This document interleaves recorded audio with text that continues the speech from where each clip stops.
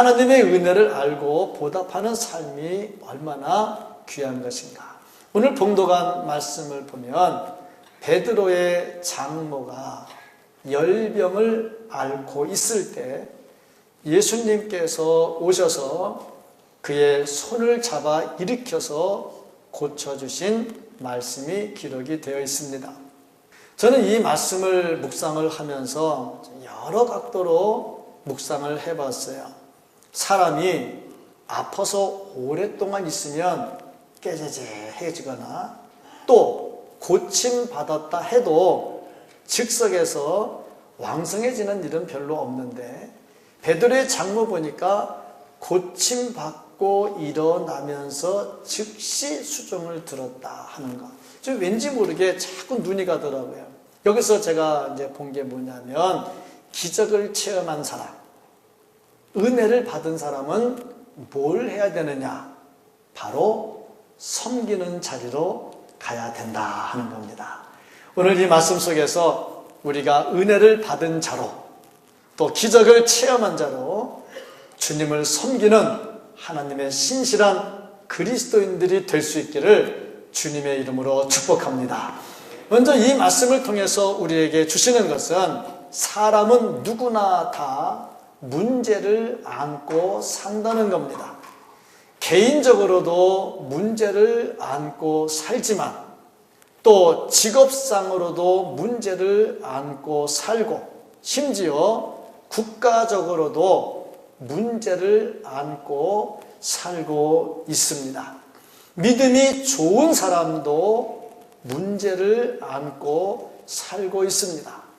베드로의 장모라 하면 그래도 믿음이 괜찮았으리라 생각을 합니다. 왜냐하면 예수님의 12제자 가운데 그 중에 최고의 제자라고 할 수 있는 베드로, 그와 함께 살고 있는 장모 역시 믿음이 좋으리라 생각을 합니다. 그런데 이러한 베드로의 장모가 열병을 앓아서 고생을 했다. 그런데 오늘 말씀에 보면은 그냥 열병을 앓았다 그랬는데 이 똑같은 말씀이 누가복음에 기록이 되어 있어요. 근데 누가복음을 기록한 누가는 직업이 의사입니다.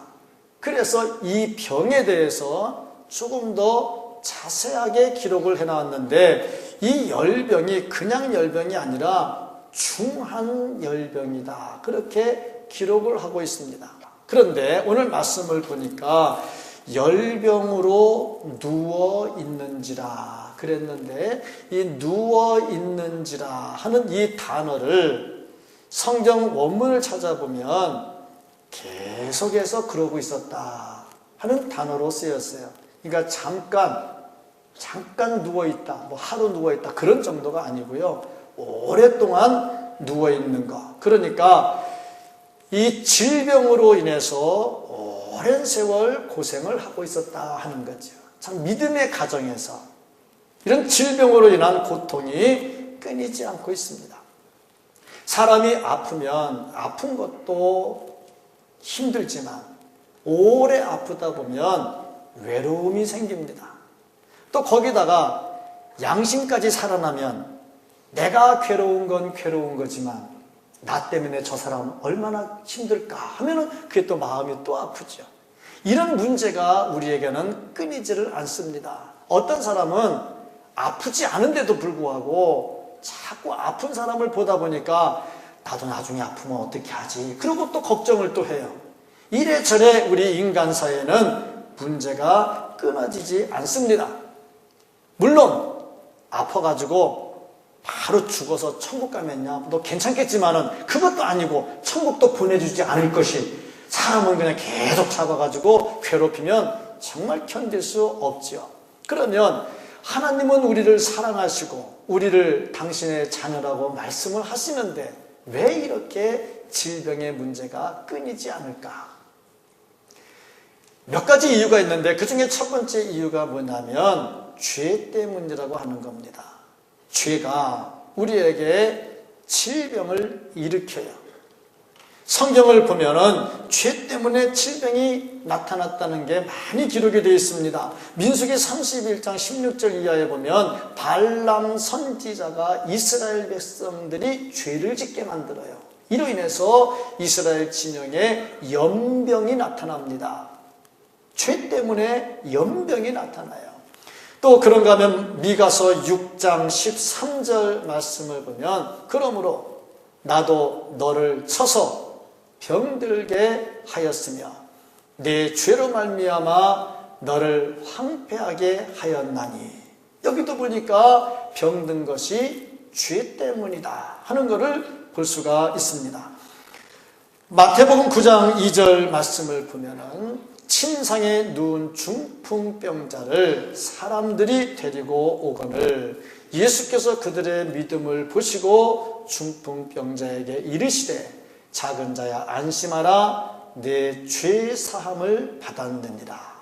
그러니까 주께서 병을 고쳐주실 때 죄를 먼저 용서해 주세요. 이건 뭘 말하냐면 질병이라고 하는 것이 죄 때문에 왔다 하는 것을 보여줍니다.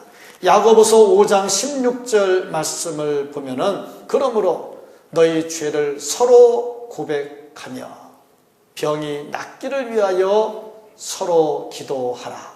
의인의 간구는 역사하는 힘이 큼이니라. 여기도 보니까 병 낫기를 위해서 기도할 때 죄를 먼저 고백하고 기도하라. 왜냐하면 병이라고 하는 것은 죄 때문에 오는 것이기 때문이다. 그렇습니다. 뜻하지 않게 갑자기 질병이 왔다 할 때는 한번 생각을 해봐야 돼요. 내 죄가 뭘까? 그래서 항상 질병이 왔을 때, 뜻하지 않은 병이 왔을 때 우리는 한번 생각을 해봐야 돼요. 내 죄가 뭔가? 그래서 죄를 고백하고 병 낫기를 간구하면 회복의 역사가 일어납니다. 그러면 모든 질병이 다 죄 때문에 왔느냐? 그렇지는 않습니다.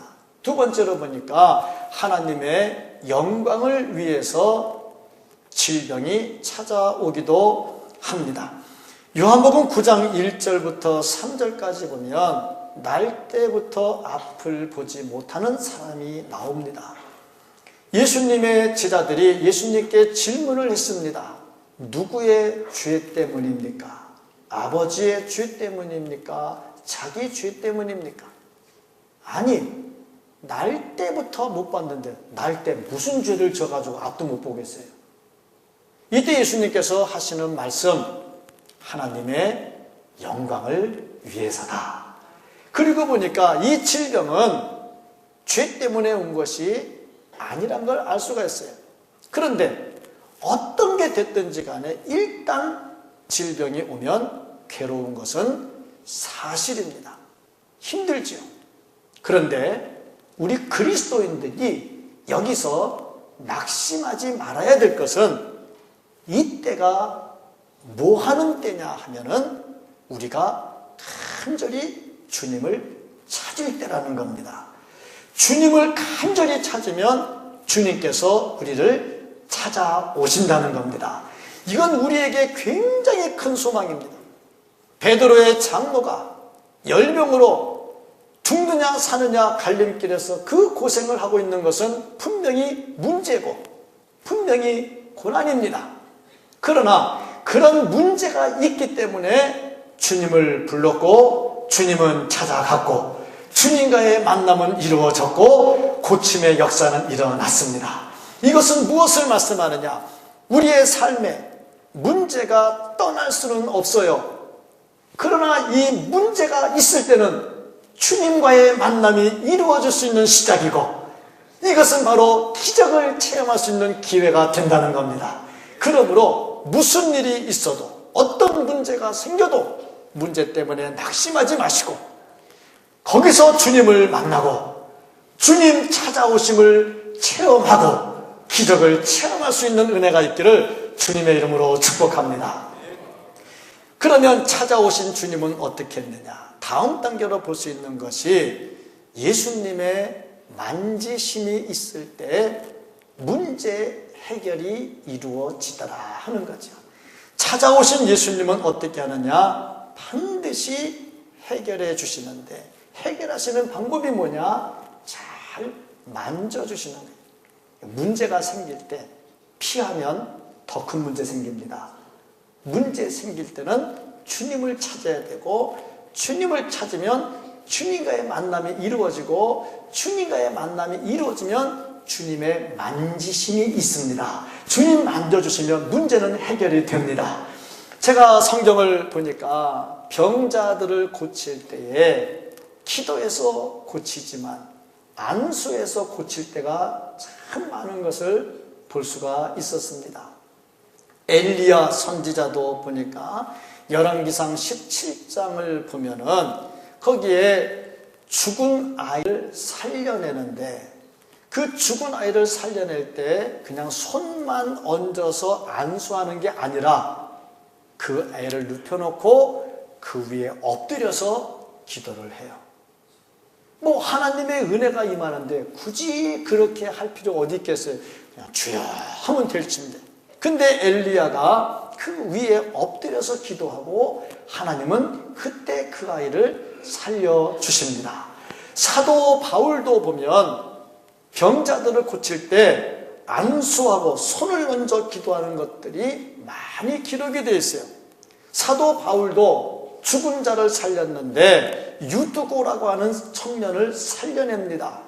설교 듣다가 떨어져 죽은 유두고 살려낼 때 사도 바울이 어떻게 했느냐? 그 몸을 눕혀놓고 그 위에 엎드려서 안고 기도했다. 그렇게 안 해도 얼마든지 될 텐데 왜 그렇게 자꾸 만지고 안고 했을까? 뭐 엘리야는 그렇다 치고 바울은 그렇다 치고 예수님은 어떻게 하셨는가? 예수님도 보면은 만지면서 기도를 해주십니다.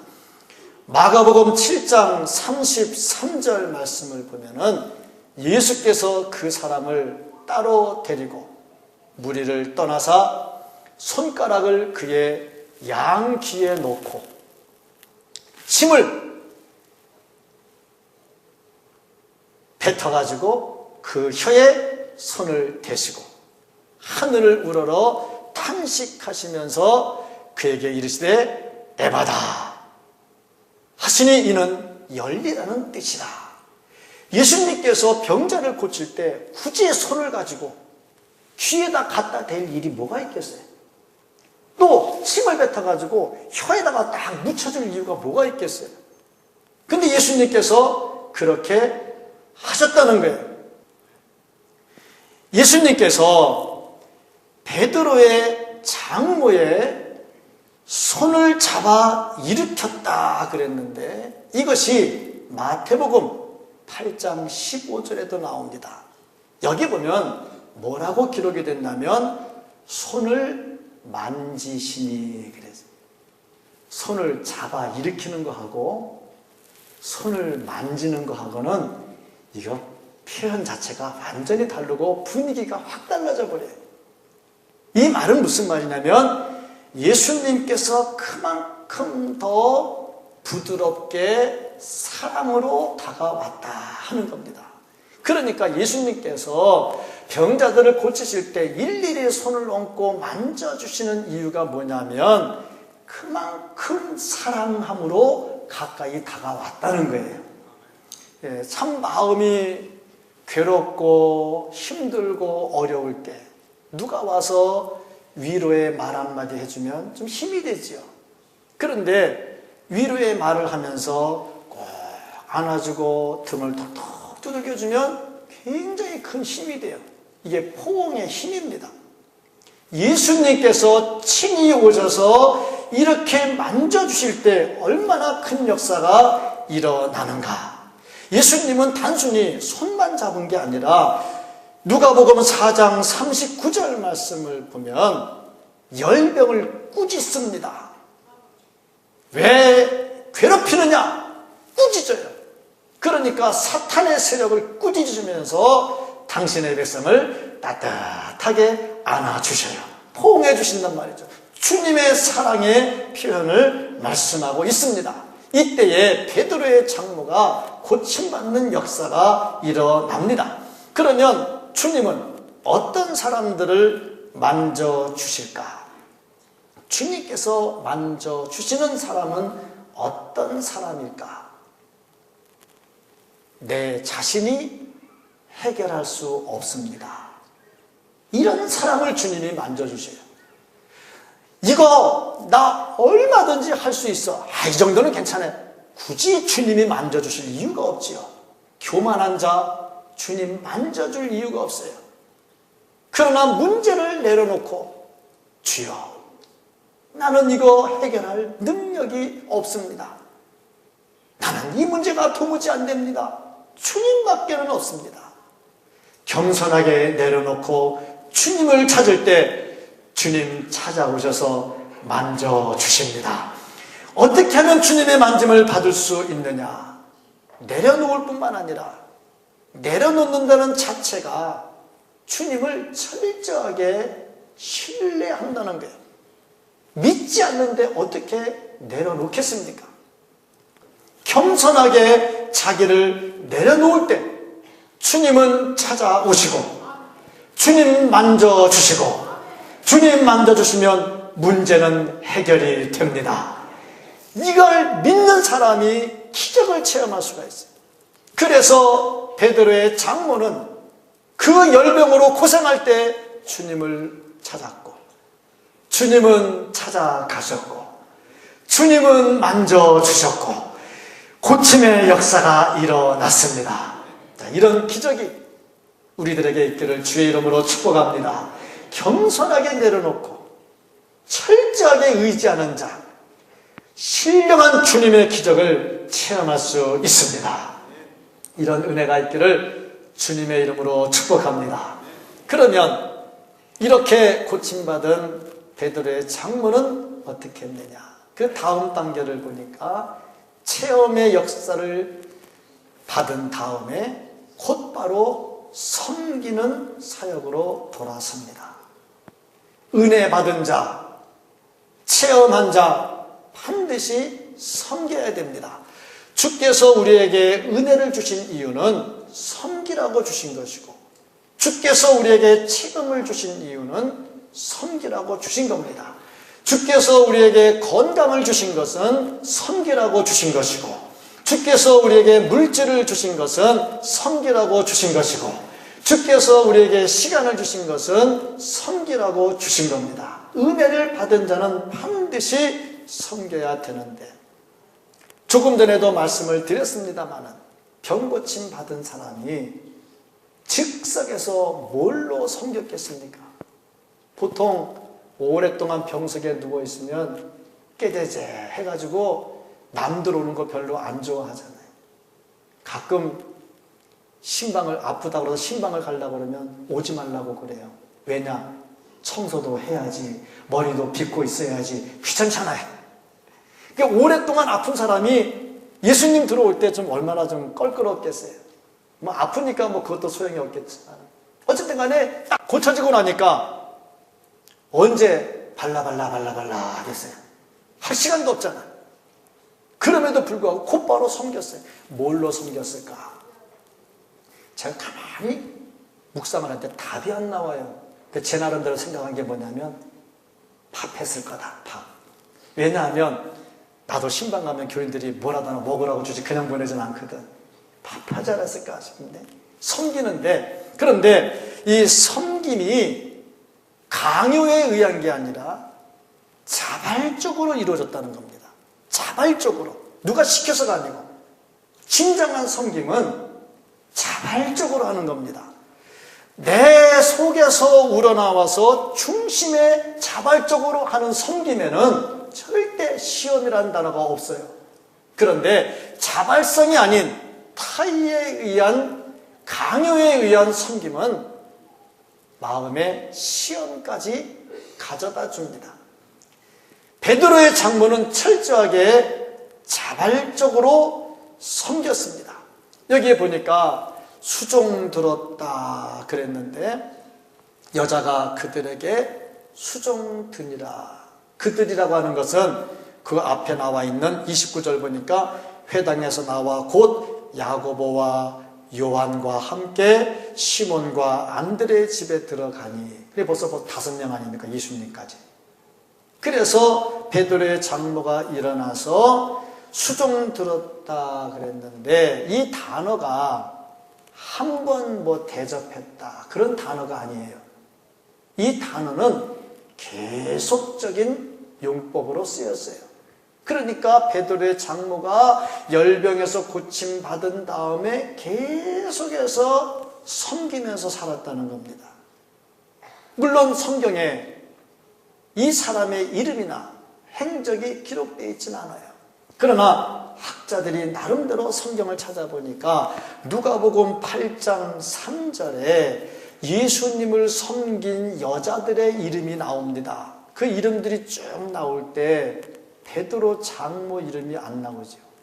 여기도 장모 이름이 안 나오는데 거기 나오겠어요? 안 나오죠. 근데 그 뒤에 보니까 다른 여러 여자가 하는 단어가 나와요. 다른 여러 여자가. 누가복음 23장 55절 56절에 보면 예수님을 섬길 때 예수와 함께 온 여자들이 또 나와요.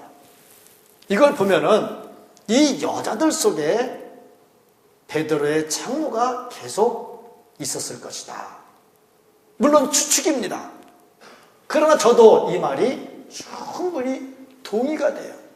왜냐하면 수종드니라 하는 이 단어가 한 번이 아니라 계속적인 것이기 때문에 그렇습니다. 여러 가지 자기에게 주어진 여건에서 기적을 체험하고 나니까 막 속에서부터 뜨거움이 나는 거야. 내가 뭔데 이런 기적을 체험했을까? 내가 뭔데 이런 은혜를 받았을까? 그걸 생각하니까요, 막 기뻐서 즐거워서 섬기지 않고는 견딜 수가 없는 거죠. 그렇습니다. 주께서 우리에게 뭔가를 주셨을 때는 그걸 가지고 섬기라고 주신 거죠. 그러므로 받은 것을 가지고 섬기지 않고 땅속에 묻어두면 다 빼앗겨 버립니다. 베드로의 장모는 열병으로 인해서 죽을 고비를 넘겼지만 기적을 체험하고 나니까 너무 감사합니다. 참된 섬김이라 하는 것은 조건이 없이 섬기는 게 참된 섬김이고, 참된 섬김이라 하는 것은 까닭 없이 섬기는 겁니다. 저는 오늘 이 말씀을 준비를 하면서 하나님께 이 설교 원고를 내려놓고, 하나님, 제가 이 설교를 할 때 어떤 부분을 우리 교인들에게 딱 한마디를 전해야 될까요? 하고 기도를 하는데, 섬김에 대해서 욥이 보여줬던 그 말씀을 나에게 주세요. 욥이 그 많은 고난 받는 중에도 까닭 없이 주님께 섬기고 알몸으로 주님께 섬기고, 정말 이 마음을 나한테 딱 주셨어요. 한 달 동안 기적 설교를 했습니다. 설교 중에 어느 부분을 하나님께서 나에게 주셔서 나도 기적을 체험할 수 있는 주인공이 될 수 있다, 확신이 온 사람들도 있을 겁니다. 주님의 말씀에 도전을 받으신 분들도 있을 겁니다. 이걸 하나님의 음성으로 받고 기적을 체험하시되, 기적을 체험하신 사람으로, 은혜를 받은 사람으로 섬김의 자리에 서서 주께서 주시는 상급까지 받아갈 수 있는 우리 모두가 될 수 있기를 예수님의 이름으로 간절히 축복합니다. 아멘. 기도하겠습니다.